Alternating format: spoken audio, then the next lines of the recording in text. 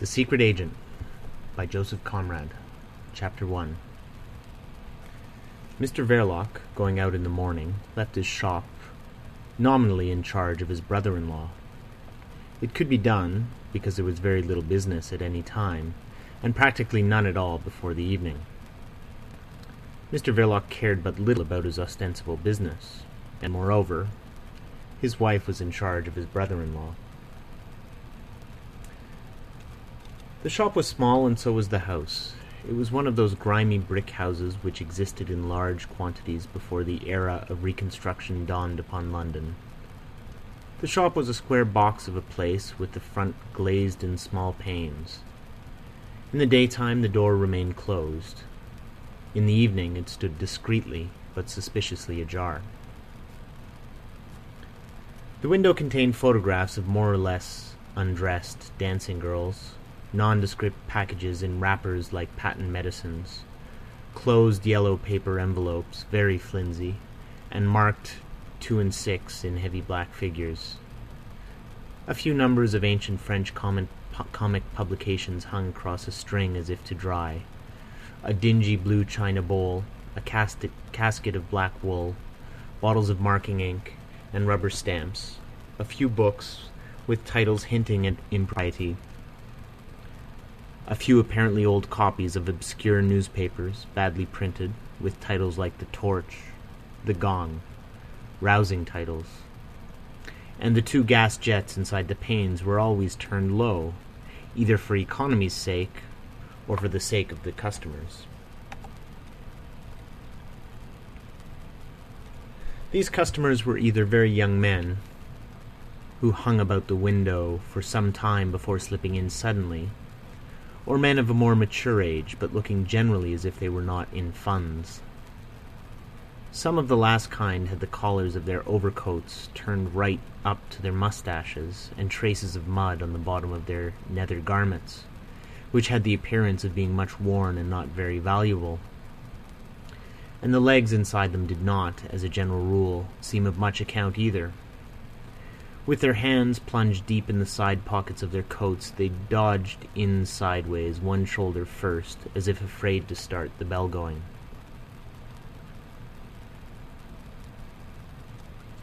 The bell hung on the door by means of a curved ribbon of steel. It was difficult to circumvent. It was hopelessly cracked, but of an evening, at the slightest provocation, it clattered behind the customer with impudent virulence. It clattered, and at that signal, through the dusty glass door behind the painted deal counter, Mr. Verloc would issue hastily from the parlour at the back.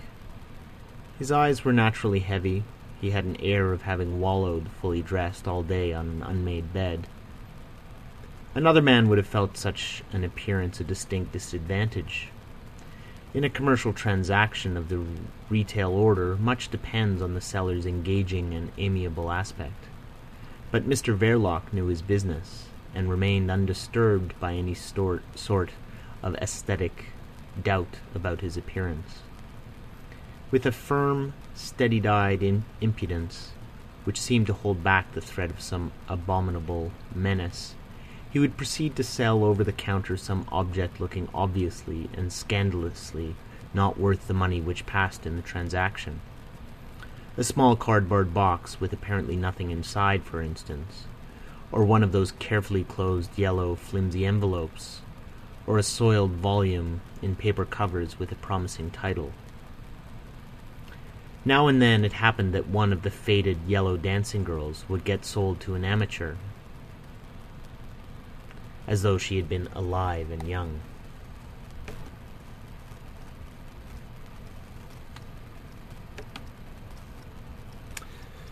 Sometimes it was Mrs. Verloc who would appear at the call of the cracked bell.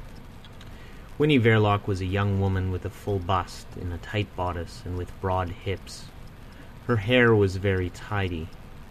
Steady-eyed like her husband, she preserved an air of unfathomable indifference behind the rampart of the counter. Then the customer of comparatively tender years would get suddenly disconcerted at having to deal with a woman, and with rage in his heart would proffer a request for a bottle of marking ink, retail value 6 pence, price in Verloc's shop 1 6 pence, which, once outside, he would drop stealthily into the gutter. The evening visitors, the men with collars turned up and soft hats rammed down, nodded familiarly to Mrs. Verloc, and with a muttered greeting lifted up the flap at the end of the counter in order to pass into the back parlour, which gave access to a passage and to a steep flight of stairs. The door of the shop was the only means of entrance to the house, in which Mr. Verloc carried on his business of a seller of shady wares, exercised his vocation of a protector of society, and cultivated his domestic virtues. These last were pronounced. He was thoroughly domesticated. Neither his spiritual, nor his mental, nor his physical needs were of the kind to take him much abroad. He found at home the ease of his body and the peace of his conscience, together with Mrs. Verloc's wifely attentions and Mrs. Verloc's mother's deferential regard.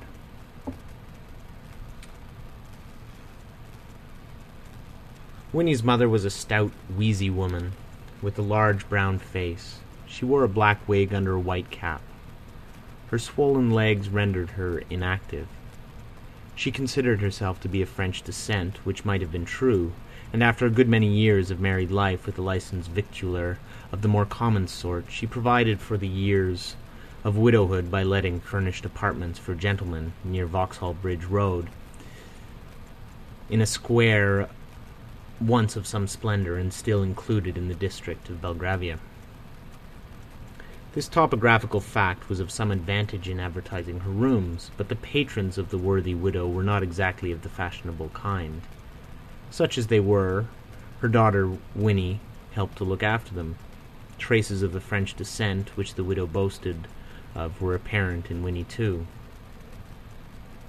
They were apparent in the extremely neat and artistic arrangement of her glossy dark hair.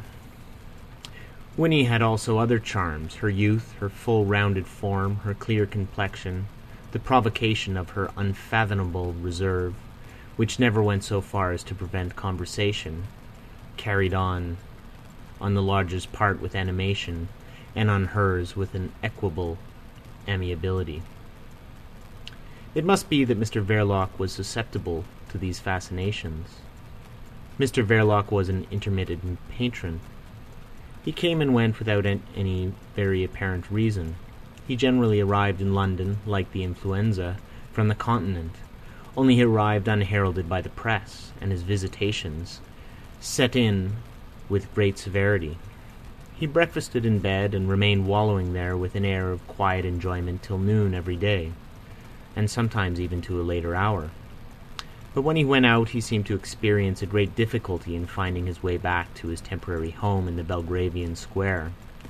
He left it late and returned to it early as 3 or 4 in the morning, and on waking up at 10 addressed Winnie, bringing in the breakfast tray with jocular, exhausted civility, in the hoarse, failing tones of a man who had been talking vehemently for many hours together. His prominent, heavy-lidded eyes rolled sideways amorously and languidly. The bedclothes were pulled up to his chin, and his dark, smooth moustache covered his thick lips, capable of much honeyed banter.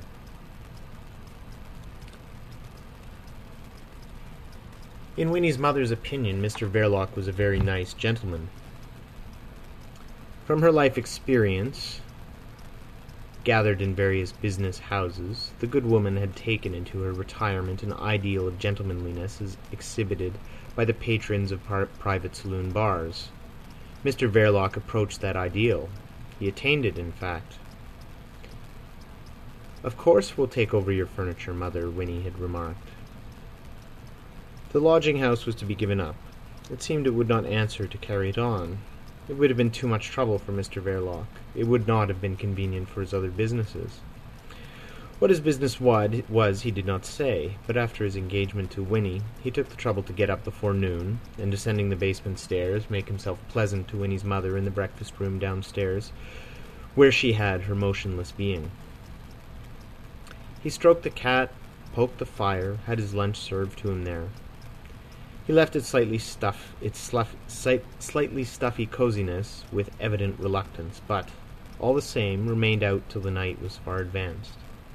He never offered to take Winnie to theatres, as such a nice gentleman ought to have done. His evenings were occupied. His work was in a way political, he told Winnie once. She would have, he warned her, to be very nice to his political friends. And with her straight, unfathomable glance, she answered that she would be so, of course. How much more he told her as to his occupation it was impossible for Winnie's mother to discover. The married couple took her over with the furniture. The mean aspect of the shop surprised her. The change from the Belgravian square to the narrow street in Soho affected her legs adversely. They became of an enormous size. On the other hand, she experienced a complete relief from material cares. Her son-in-law's heavy good nature inspired her with a sense of absolute safety. Her daughter's future was obviously assured, and even as to her son Stevie, she need have no anxiety. She had not been able to conceal from herself that he was a terrible encumbrance, that poor Stevie. But in view of Winnie's fondness for her delicate brother, and of Mr. Verloc's kind and generous disposition, she felt that the poor boy was pretty safe in this rough world. And in her heart of hearts she was not perhaps displeased that the Verlocs had no children. As that circumstance seemed perfectly indifferent to Mr. Verloc, and as Winnie found an object of quasi-maternal affection in her brother, perhaps this was just as well for poor Stevie. For he was difficult to dispose of, that boy. He was delicate, and in a frail way, good-looking, too, except for the vacant droop of his lower lip. Under our excellent system of compulsory education, he had learned to read and write, notwithstanding the unfavourable aspect of the lower lip. But as errand boy he did not turn out a great success. He forgot his messages. He was easily diverted from the straight path of duty by the attractions of stray dogs and cats, which he followed down narrow alleys into unsavoury courts, by the comedies of the streets, which he contemplated open-mouthed to the detriment of his employer's interests, or by the dramas of fallen horses, whose pathos and violence induced him sometimes to shriek piercingly in a crowd which disliked to be disturbed by sounds of distress in its quiet enjoyment of the national spectacle. When led away by grave and protecting policemen, it would often become apparent that poor Stevie had forgotten his address, at least for some time. A brusque question caused him to stutter to the point of suffocation. When startled by anything perplexing, he used to squint horribly. However, he never had any fits, which was encouraging, and before the natural outbursts of impatience on the part of his father, he could always, in his childhood days, run for protection behind the short skirts of his sister Winnie. On the other hand, he might have been suspected of hiding a fund of reckless naughtiness. When he had reached the age of 14, a friend of his late father, an agent for a foreign preserved milk firm, having given him an opening as office boy, he was discovered one foggy afternoon, in his chief's absence, busy letting off fireworks in the staircase. He touched off in quick succession a set of fierce rockets, angry Catherine wheels, loudly exploding squibs, and the matter might have turned out very serious. An awful panic spread through the whole building. Wild-eyed, choking clerks stampeded through the passages full of smoke. Silk hats and elderly businessmen could be seen rolling independently down the stairs. Stevie did not seem to derive any personal gratification from what he had done. His motives for this stroke of originality were difficult to discover. It was only later on that Winnie obtained from him a misty and confused confession. It seemed that 2 other office boys in the building had worked upon his feelings by tales of injustice and oppression until they had wrought his compassion to the pitch of that frenzy. But his father's friend, of course, dismissed him summarily as likely to ruin his business. After that altruistic exploit, Stevie was put to help wash the dishes in the basement kitchen and to black the boots of the gentlemen patronizing the Belgravian mansion. There was obviously no future in such work, The gentleman tipped him a shilling now and then. Mr. Verloc showed himself the most generous of lodgers. But altogether all that did not amount to much either in the way of gain or prospects, so that when Winnie announced her engagement to Mr. Verloc, her mother could not help wondering, with a sigh and a glance towards the scullery, what would become of poor Stephen now.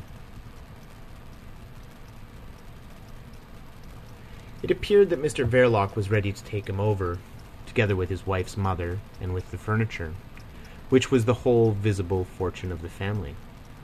Mr. Verloc gathered everything as it came to his broad, good-natured breast. The furniture was disposed to the best advantage all over the house, but Mr. Verloc's mother was confined to 2 back rooms on the first floor. The luckless Stevie slept in one of them. By this time a growth of thin, fluffy hair had come to blur like a golden mist the sharp line of his small lower jaw. He helped his sister with blind love and docility in her household duties. Mr. Verloc thought that some occupation would be good for him. His spare time he occupied by drawing circles with compass and pencil on a piece of paper. He applied himself to that pastime with great industry, with his elbows spread out and bowed low over the kitchen table. Through the open door of the parlour at the back of the shop, Winnie, his sister, glanced at him from time to time with maternal vigilance. End of chapter 1.